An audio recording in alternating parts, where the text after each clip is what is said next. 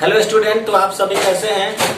आप सभी का स्वागत है हमारे यूट्यूब चैनल इरफान भैया क्लासेस पे। तो आप सभी अगर इससे संबंधित किसी भी प्रकार का संबंधित पॉलिटी इंग्लिश जो भी संबंधित सब्जेक्ट जो है इससे संबंधित अगर किसी प्रकार का वीडियो आप चाहते हैं तो आप हमारे चैनल को सब्सक्राइब कर दीजिए ताकि जब भी वीडियो हम अपलोड करें इससे संबंधित आपको वीडियो आसानी से मिल जाए। तो आइए आज हम लोग का एक पॉलिटी का टॉपिक है बिहार राज्य पंचायती व्यवस्था के बारे में हम लोग जानते हैं। जैसा कि आप सभी को पता है कि बिहार में अभी पंचायत चुनाव होने वाले हैं। वो कोरोना की वजह से अभी थोड़ा सा रुके हुए, नहीं तो पंचायत चुनाव लगभग अप्रैल और मई के माह में होने वाले थे। तो अभी देखिए अभी कोरोना थोड़ा सा बढ़ रहा है, उसकी वजह से अभी कुछ नहीं कर सकते। तो आइए हम लोग देखते हैं बिहार राज्य पंचायती व्यवस्था के बारे में, इसका जरूरत क्यों पड़ा और इसको कब लागू किया गया, किस समिति के माध्यम से इसको लाया गया, इसको हम लोग समझते हैं। सबसे पहले हम लोग समझते हैं बिहार राज्य पंचायती व्यवस्था जो है इसको स्वशासी स्थानीय स्वशासन के नाम से क्यों जानते हैं। देखिए, स्थानीय स्वशासन का मतलब होता है ग्रामीण क्षेत्र में किसी शासन का जो सबसे निचले स्तर पर, जैसे ग्राम पंचायत हो गया तो सबसे निचले स्तर का ये शासन होता है। जब कभी भी मान लीजिए कि अब देश स्तर से या फिर केंद्र स्तर से कोई भी कार्य अगर आरंभ किया जा रहा है तो वो कहीं ना कहीं ग्रामीण स्तर तक आते आते सही से नहीं हो पाएगा। इसीलिए हम लोगों को स्थानीय स्वशासन की जरूरत पड़ी, यानी कि पंचायती राज व्यवस्था की जरूरत इसलिए पड़ी क्योंकि ग्रामीण क्षेत्र और छोटे छोटे और निचले स्तर पर कुछ ऐसे समूह बनाए जिससे कि जो भी केंद्र स्तर से या जो देश स्तर से या राष्ट्रीय स्तर से जो भी कार्य हो रहा है या जो भी हम लोग का अनुमान जो कार्य के प्रति जो लगाया गया है, जो करना है वो आसानी से हो पाए, इसलिए इसको लाया गया। ठीक है, इसका लाने का मुख्य मकसद था ग्रामीण क्षेत्रों में विकास करना, ठीक है, सामाजिक आर्थिक और राजनीतिक विकास करना, और जो भी ग्रामीण क्षेत्र के लोग हैं वो भी लोकतंत्र के भागीदारी बने, ये भी इसका एक महत्व था लाने का। तो आइए हम लोग समझते हैं कि राज्य के जो नीति निर्देश तत्व में बिहार पंचायती राज व्यवस्था को राज्य के नीति निर्देश तत्वों में अनुच्छेद 40 में स्थान दिया गया है। इसमें राज्य को यह कहा गया है कि आप किसी भी क्षेत्र को अगर पंचायत अगर उसको घोषित करना चाहते हैं या पंचायत को गठन करना चाहते हैं किसी क्षेत्र को, तो ये राज्य को अधिकार दिया गया है किसी में अनुच्छेद 40 में। अनुच्छेद 40 में अधिकार दिया गया है राज्य को कि आप किसी भी क्षेत्र को अगर पंचायत बनाना चाहते हैं या पंचायत का गठन करते हैं तो अनुच्छेद 40 के सहायता से आप क्या कर सकते हैं, उसे राज्य को ग्राम पंचायत का गठन कर सकते हैं।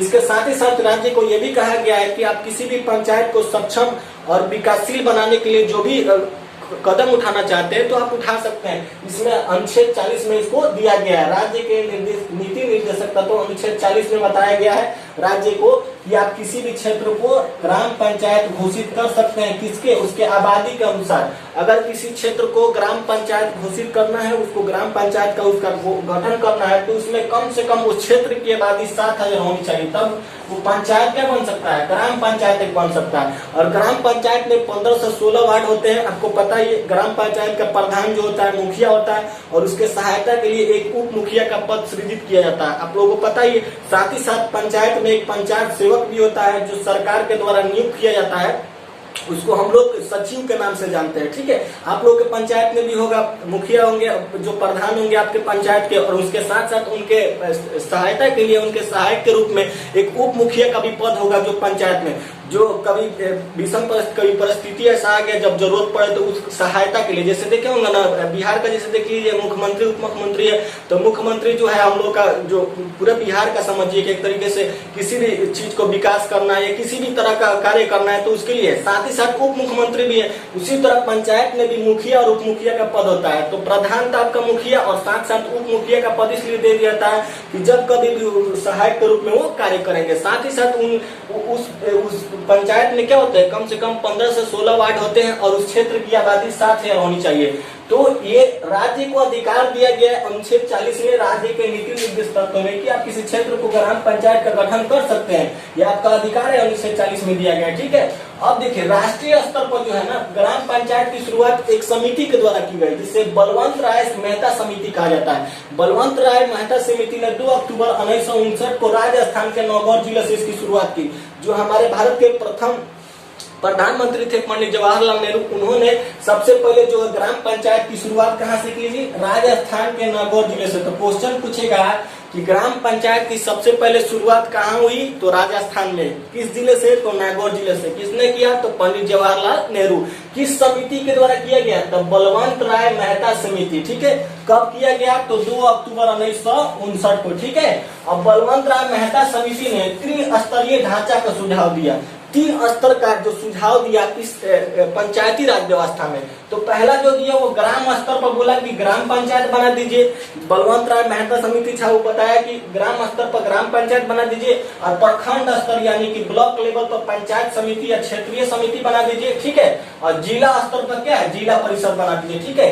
तो बलवंत राय मेहता समिति ने कितने त्रिस्तरीय ढांचे का सुझाव दिया। तो पूछेगा क्वेश्चन कि बलवंत राय मेहता समिति ने कितने ढांचे का सुझाव दिया, पंचायत के कितने ढांचे का, तो त्रिस्तरीय ढांचे का सुझाव दिया।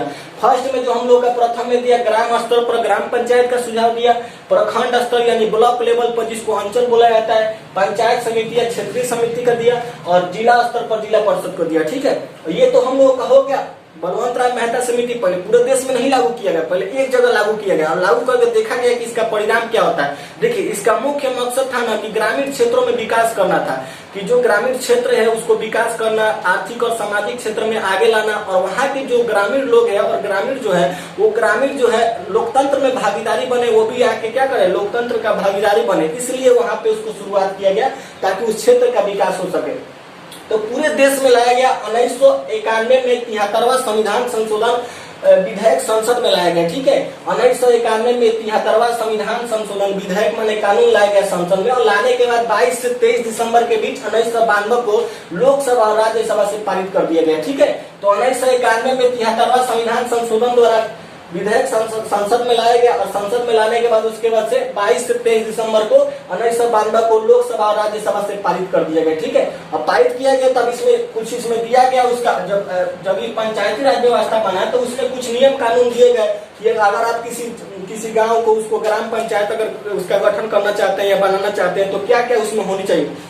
देखिए, ग्राम पंचायत बनाने के लिए अभी आपको समझाए, कम से कम उस क्षेत्र की आबादी 60,000 होना चाहिए कम से कम, और उसमें क्या है, प्रत्येक पंचायत में 15 से 16 वार्ड होते हैं लगभग, कहीं कहीं 15 भी कहीं 16 भी, तो कम से कम 15 से 16 वार्ड में विभक्त करना है। और उस वार्ड का एक वार्ड पे कम से कम 500 तक होना चाहिए। 500 से कम ही होता है, 100 घर होता है, 100 से कम भी होता है, और 500 तक आबादी होनी चाहिए, ठीक है।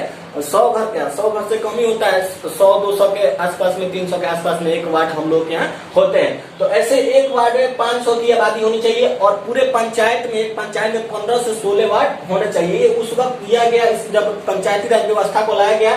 कब लाया गया जी, 1991 में 73वां संविधान संशोधन विधेयक जब संसद में लाया गया उस वक्त ये सब उसमें लिखा गया। उसके बाद से कह रहा है कि पंचायत का जो प्रधान होता है कौन होता है, मुखिया होता है, और मुखिया के सहायक के लिए, पंचायत के प्रधान के सहायक के लिए एक पद सृजित किया जाता है जिसका नाम होता है उप मुखिया, ठीक है। हर एक पंचायत में जो होता है एक पंचायत सेवक होते हैं जो सरकार के द्वारा नियुक्त किए जाते हैं। जैसे मान लीजिए कि मुखिया है सब, तो जैसे आप देखिएगा कि जो सांसद लोग का जैसे चुनाव होता है, विधायक एमएलए लोग का जो चुनाव होता है, वैसे ही हम लोग का क्या होता है, मुखिया लोग का चुनाव होता है। ये ग्राम स्तर पे होता है, ग्राम पंचायत स्तर पे होता है उसी तरह। लेकिन ये सब जो होते हैं पंचायत सेवक किसी द्वारा क्या कहते हैं, वोट के माध्यम से नहीं, लोकतंत्र के माध्यम से सरकार द्वारा नियुक्त किया जाता है। एक तरीके से समझिएगा नौकरी के माध्यम से लोग आते हैं जो सचिव के नाम से जाने जाते हैं। हर एक पंचायत में एक सचिव होते हैं जो पंचायत सेवक होते हैं, इसको सरकार नियुक्त करता है, ठीक है। इतना हम लोग का क्लियर है। अब हम लोग समझते हैं बिहार पंचायती राज अधिनियम 2006 जो लाया गया उसमें आधा जो भागीदारी था वो महिलाओं को दिया गया। उसमें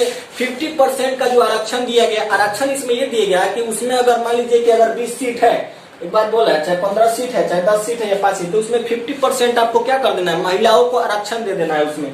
तो इसमें कह रहा है कि बिहार पंचायती राज अधिनियम 2006 के तहत आधा सीटों का आरक्षण किसको दिया गया जी, महिलाओं को दिया गया, यानी 50% महिलाओं को इसमें आरक्षण दिया गया। ग्राम पंचायत जो चुनाव होता है उसमें कहाँ लिखा गया है, तो बिहार पंचायती राज अधिनियम 2006 के तहत जो उसमें लिखा गया है कि जो भी ग्राम पंचायत का चुनाव होगा उसमें 50% आरक्षण होगा किसका, महिलाओं का। अब हम लोग समझते हैं कि अगर मुखिया और उप मुखिया को हटाना है, मान लीजिए हटाने का मतलब ये नहीं कि मतलब हटा देना, हटाने का मतलब अगर मुखिया या उप मुखिया अपने से हटना चाहते हैं, स्वयं वो हट सकते हैं। वो क्या, उनको क्या करना पड़ेगा, तो जिला पंचायती पदाधिकारी जो होते हैं उनके पास अपना त्याग पत्र देना पड़ेगा, ठीक है। जिला के जो भी पंचायती राज पदाधिकारी होते हैं, जैसे स्टेट लेवल पे होते हैं ना पंचायती राज मंत्री, अभी सम्राट चौधरी है मेरे बिहार के, उसी तरह डिस्ट्रिक्ट लेवल पे पदाधिकारी लोग होते हैं, ऑफिसर लोग, अधिकारी जिनको कहा जाता है, वो लोगों के पास अपना त्याग पत्र देना पड़ता है। और त्याग पत्र देके मुखिया या उप मुखिया हट सकते हैं। अगर कोई इनको जबरदस्ती का मतलब हटाना चाहता है तो कानून उसका भी अधिकार देता है। तो हटाने के लिए जो पंचायती राज अधिकारी होते हैं उनके पास अविश्वास प्रस्ताव पारित किया जाता है। पारित करने के बाद उसमें 2/3 यानी 2/3 उसमें बहुमत लिया जाता है। पंचायत का अविश्वास प्रस्ताव पारित किया जाता है और पारित करने के बाद अगर बहुमत मिलता है तो क्या करना पड़ता है, मुखिया उप मुखिया को हटाया जा सकता है।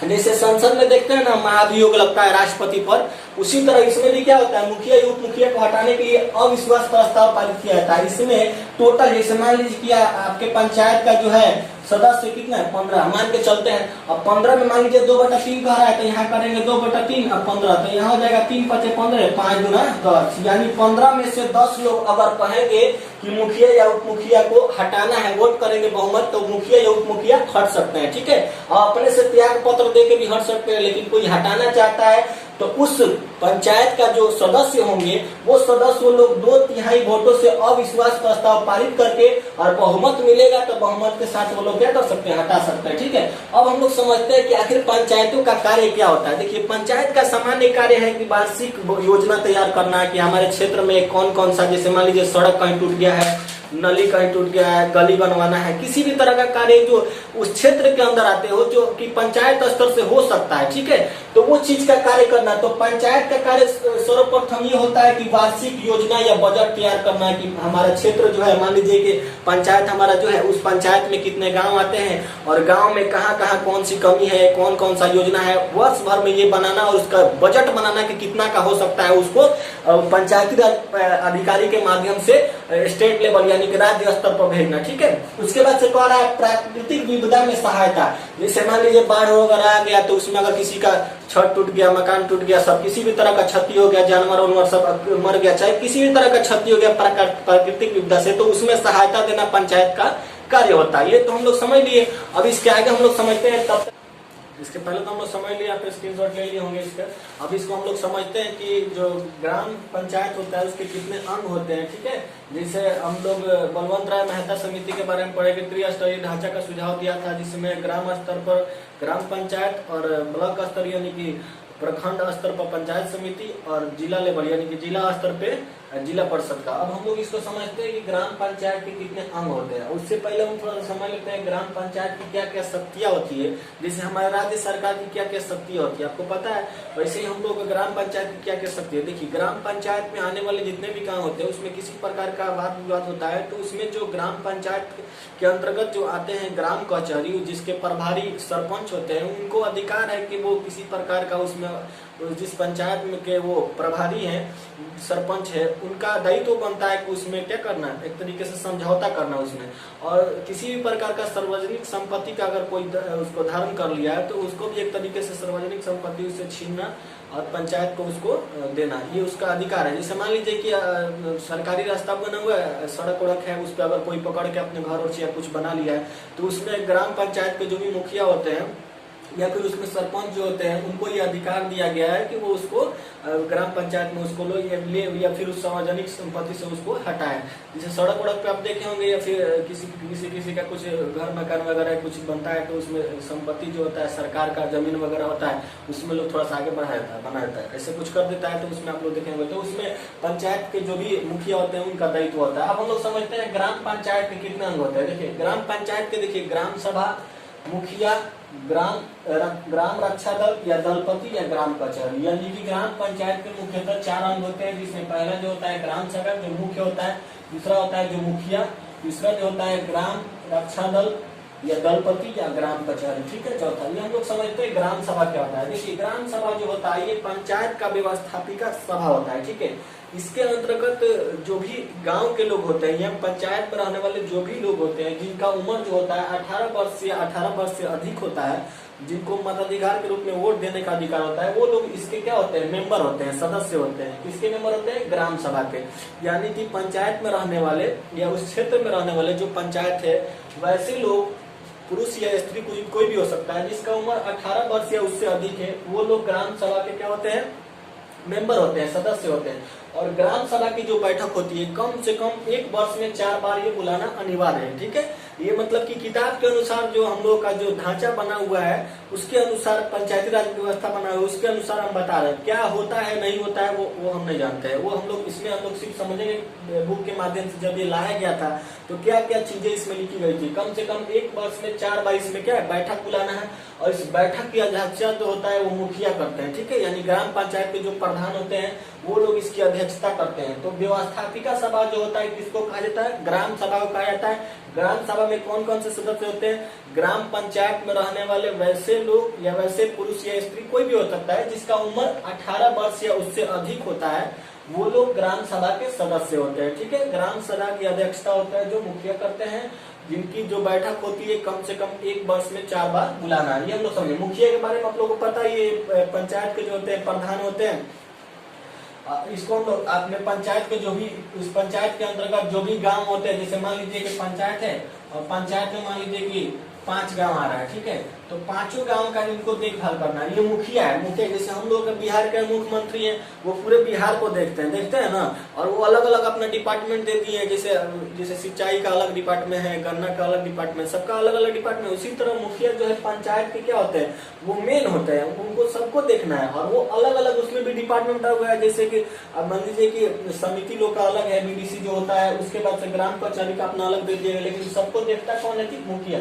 तो मुखिया जो होता है वो पंचायत का प्रधान होता है। इसको सभी को देखना है, अपने पंचायत के सभी गांवों को देखना है जो उसके अंतर्गत आता है। अब आगे हम लोग समझते हैं ग्राम या रक्षा दल या दलपति किसे कहा जाता है। देखिए एक तरह का पुलिस व्यवस्था होता है जिसमें जो भी ग्राम पंचायत के लोग होते हैं जिनका उम्र 18 वर्ष या 30 वर्ष होता है, 18 वर्ष से लेकर 30 वर्ष के बीच में होता है, वो लोग इसके मेंबर होते हैं, उसमें शामिल हो सकते हैं। और जो भी इसके नेता होते हैं, सुरक्षा दल जो पुलिस व्यवस्था एक तरीके से समझिए है, उसके नेता जो होते हैं उनको दलपति कहा जाता है, ठीक है। तो वही यहाँ पे लिखा गया ग्राम रक्षा दल या दलपति क्या होता है, एक तरह का पुलिस व्यवस्था होता है जो गांव में गांव की रक्षा करते हैं और शांति का वातावरण बनाते हैं। गांव में एक तरीके से गांव की रक्षा करते हैं और गांव का एक तरीके से शांति का वातावरण बनाते हैं। उनका दायित्व होता है उसमें बनाना। जिनका उम्र 18 वर्ष से 30 वर्ष तक होता है वो उसमें शामिल हो सकते हैं। अब ग्राम कचहरी के बारे में हम लोग समझते हैं। ग्राम कचहरी क्या होता है, देखिए ग्राम पंचायत जो होता है ना, ग्राम पंचायत में एक अदालत के रूप में एक बनाया गया ढांचा जिसे क्या कहता है, ग्राम कचहरी कहा जाता है। इसके जो प्रभारी होते हैं, जो इसके अध्यक्षता करते हैं, वो सरपंच करते हैं, ठीक है। और इस सरपंच के लिए एक और पद सृजित किया, जैसे आप देखे होंगे कि मुखिया में एक पद सृजित किया जाता है जैसे उप मुखिया, उसी तरह सरपंच में भी एक होता है जिसे पंच कहा जाता है। ये 500 की आबादी पर होते हैं, ठीक है, जिनका कार्यकाल 5 वर्ष होता है। ऐसे तो इसमें ग्राम पंचायत में जितने आते हैं सबका कार्यकाल 5 वर्ष का ही होता है, चाहे वो वार्ड हो, चाहे वो मुखिया हो, चाहे वो समिति हो, चाहे वो जिला परिषद, सबका कार्यकाल जो होता है 5 वर्ष का ही होता है, ठीक है। तो ये हम लोग समझ लिए। ग्राम कचहरी जो होता है ग्राम पंचायत के स्तर पे एक तरह का अदालत होता है जिसका अध्यक्षता जो होता है सरपंच करते हैं, ठीक है। इसमें एक पंच होते हैं जो 500 की आबादी पर रखे जाते हैं उनको, जिनका कार्यकाल 5 वर्ष तक होता है। देखिए अब इनका सरपंच का कार्य क्या है, कितना हद तक जैसे जुर्माना कोई है या किसी भी प्रकार का अगर किसी को दंडित करना है, उस तरीके का कोई भी मामला है, किसी का क्षति हो गया, किसी प्रकार का नुकसान हो गया है, उस तरह की स्थिति में कितना जो है अमाउंट तक, कितना मतलब कि उतना पैसा तक, उतना अगर मामला है तो आदमी उसको सुन सकता है। तो देखिए 10,000 तक के मामले को सुनवा जा सकता है। कहने का मतलब है कि सरपंच को ये अधिकार दिया गया है कि किसी प्रकार, इससे अधिक है तो उसमें कोई उतना चांस नहीं बनता है, लेकिन 10,000 तक के मामले की सुनवाई किया जा सकता है। किसके द्वारा जी, सरपंच के द्वारा। ग्राम कचहरी में सरपंच के द्वारा, जो सरपंच अध्यक्षता करते हैं ग्राम कचहरी की, और इसमें पंच होते हैं उनके द्वारा, और सरपंच के द्वारा 10,000 तक की सुनवाई किया जा सकता है, यानी 10,000 तक के मामले की सुनवाई किया जा सकता है। अब देखिए ग्राम कचहरी का प्रभारी जो होता है वो कौन होता है, ग्राम कचहरी के प्रभारी सरपंच होते हैं। और ग्राम कचहरी में सरकार के द्वारा 2 जो होते हैं एक तरीके से नियुक्त किए जाते हैं, 2 मेंबर, जिनका नाम होता है न्याय मित्र और न्याय सचिव। जैसे बताए थे कि ग्राम पंचायत में जैसे मुखिया का उप मुखिया हो गया, और उसके साथ साथ एक नियुक्त किया जाता है एक पद जिसे कहा जाता है पंचायत सेवक या सचिव के नाम से जाना जाता है। उसी तरह ग्राम कचहरी में भी 2 पद सृजित किए जाते हैं, सरकार के द्वारा नियुक्त किया जाता है, जिसे न्याय मित्र या न्याय सचिव किया जाता है। पहला जो होता है न्याय मित्र, दूसरा होता है न्याय सचिव। अब न्याय मित्र का कार्य क्या होता है इसको हम लोग समझते हैं। देखिए न्याय मित्र का काम होता है सरपंच का सहयोग करना, जैसे उप मुखिया का काम होता है ना मुखिया का सहयोग करना, उसी तरह न्याय मित्र का कार्य होता है सरपंच का सहयोग करना। अब न्याय सचिव का काम क्या होता है, तो कागजातों को देखना, जो भी ग्राम कचहरी में कागजात आया है उसको देखने का काम किसका होता है, न्याय सचिव का। ठीक है, तो ये हम लोग समझ लिए। इसमें हम लोग अब इसके नीचे जो हम लोग का है वो प्रखंड स्तर पर पंचायत समिति है, और उसके नीचे वाला जो जिला स्तर पर जिला परिषद है, इसको हम लोग समझेंगे। ठीक है।